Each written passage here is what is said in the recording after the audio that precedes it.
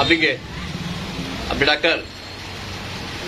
হ্যাঁ, রাখেন, ওদিকে দাঁড়ান। আপনি ডাক্তার? হ্যাঁ, মাস্ক খোলেন। আপনি কি? তা টেক ইদ্রিস আলী। তা আপনি কি পাস? লেখাপড়া কতটুকু করছেন? হ্যাঁ, আন্ডার মেট্রিক। এই ডেন্টাল পেশা কতদিন? কতদিন যাবত এই পেশায় আছেন? আমি এই পেশাটা আমার না, এটা আমার পেশা নাই। আপনার কতগুলো রোগী আসলে আপনি রোগী দেখছেন, আপনি অস্বীকার করতেছেন। এই উনি ওনার কাছে দেখাইতেছেন, উনি তো ডাক্তার না। কেন যে সমস্যা জিজ্ঞাসা করবেন? আপনি কে? আপনি একজন ডাক্তারের সহকারী হিসাবে আপনি থাকবেন। এই আপনি কি ডাক্তার?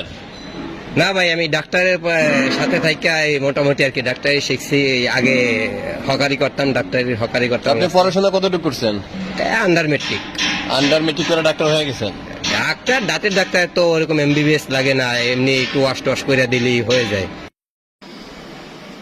দাঁত ব্যথার জন্য আমরা প্রায় ডেন্টিস্টের কাছে যাই। ডেন্টিস্ট আমাদের অনেক উপকার করে থাকেন, দাঁতের পরিচর্যা করেন, দাঁতের যে কোনো সমস্যা সমাধানের জন্য তারা নিরলস চেষ্টা করেন। কিন্তু এই ডেন্টালের পেশাটা এমন একটা পর্যায়ে চলে গেছে, কেউ রাজমিস্ত্রি থেকে উঠে এসেছে, কেউ ভিন্ন পেশা থেকে এসেছেন, কেউ আন্ডার মেট্রিক, কেউ 8 পাস করে, কিংবা কেউ দীর্ঘদিন যেমন ডাক্তারের সাথে থাকতে থাকতে ডাক্তার বনে গেছেন। সেই বিষয় নিয়ে আজকের এই পর্বে থাকছে বিভিন্ন ধরনের তথ্যচিত্র এবং ভিডিও চিত্র। আপনারা দেখতে পাবেন যে কিভাবে একজন ডেন্টিস্টকে বোকা বানিয়ে তার অধীনস্থ যে সমস্ত কর্মচারীরা ছিলেন তারা ডাক্তার বনে গেছেন। উনি কয়জন পেশেন্ট পাবে, এটাই তো আমাকে বলেন। কয়জন পেশেন্ট উনি পাবে, তা দিয়ে কি ওনার চলবে? বলেন। ইউজানা থাপা। আপনি এই উনি ওনার কাছে দেখাইতেছেন, উনি তো ডাক্তার না। এই যে ভদ্রলোকের সাথে যে আপনি দাঁত দেখাইতেছেন, উনি তো ডাক্তার না। আপনার কেন যে সমস্যা জিজ্ঞাসা করবেন? আপনি কে? আপনি একজন ডাক্তারের সহকারী হিসাবে আপনি থাকবেন। তা আপনি একজন রুগীর আপনি সমস্যা জানতে যাচ্ছেন, এটা মানে কিভাবে সম্ভব?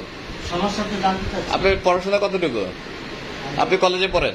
ফার্স্ট ইয়ারে? সেকেন্ড ইয়ারে? কোন কলেজ?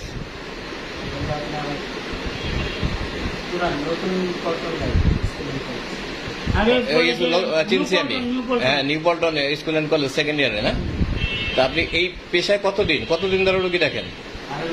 আমি নিজে এসে আপনাকে পাইলাম। আমি তো রোগী দেখছি না। কি করছেন আপনি এখানে? আমি ওনার সমস্যাটা কি